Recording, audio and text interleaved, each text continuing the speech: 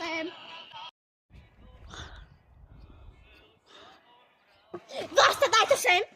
Ja si tu budem okopkávať ako ja chcem, ty sa mi tu nebudeš motať a chod si okopávať tú svoju papričku, s ktorou sa tak vychvaluješ. Čau, dovi.